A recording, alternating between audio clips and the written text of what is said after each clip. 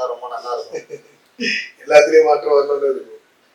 குறிப்பாக இந்த மாற்றம் சொன்ன பிறகு விஜயுடைய சுற்றுப்பயணம் திருச்சி ஏர்போர்ட்ல இருந்து அவர் அந்த இதுக்கு பொறுப்பாங்க 5 மணி நேரம் கட்டுக்கடங்காத கூட்டம்.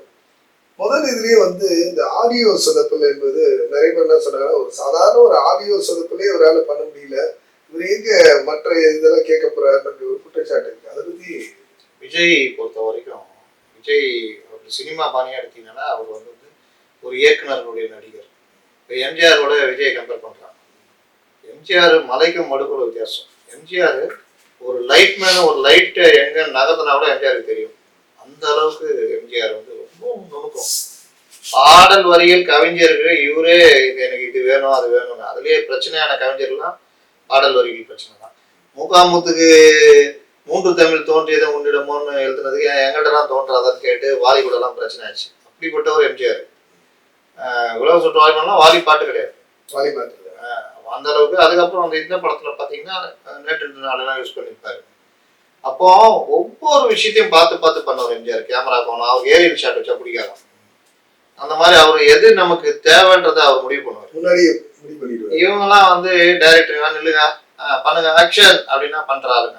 இதே மனநிலை பிளஸ் அரசியலுக்கு எம்ஜிஆர் வரணும்னா, எம்ஜிஆர் இயல்பாகவே மக்களை நேசிச்சாரு. வறுமை, பசி, அந்த பசியை அவர் எந்த காலத்துலயும் மறக்கலங்க.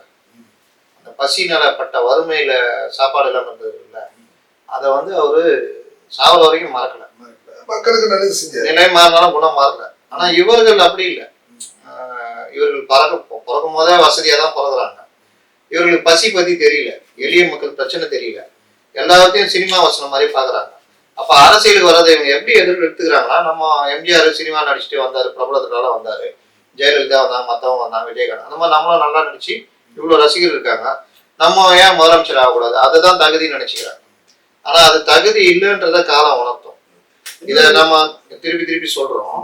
இப்ப நீங்க சொல்றீங்கல்ல ஏன் இவ்வளவு சொதப்பல்னு, இப்ப ஒவ்வொரு விஷயத்தையும் நீங்க பார்த்து பண்றது இல்லாம நீங்க அதற்கேற்ற ஆளை போடணும். இப்ப விஜய் பொலிட்டிக்கலா வர்றாரு, அவருக்கு சில பலகீனங்கள் இருக்குது. அவருக்கு அரசியல் தெரியாது, அரசியல் டெய்லி ப்ரெஸ்ஸை பார்க்கறது, மற்ற விஷயங்கள்லாம் தெரியாது. அப்பனா ஒரு 2 விஷயம் பண்ணணும். என்ன, ஒன்று ஒரு டீமே வச்சுக்கணும்.